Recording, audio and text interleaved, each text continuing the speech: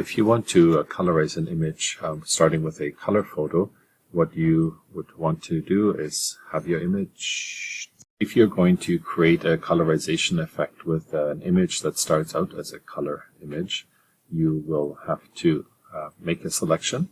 And in this case, I'm going to take the pin here, and I want to turn everything else black and white. So I'm going to go select inverse, and then in my adjustment layers, I can go into black and white. And now I can play around with everything else and turn the background into black and white, and you can play with the settings. So it already started relatively gray, but you can see how the effect is staying behind and just my pin is staying in color. So that's one way to do it. The other way, and I'm going to turn this layer off, the other way would be to start with your image and turn the entire image black and white first. So you could go and add an adjustment layer and call black and white and turn the whole thing black and white.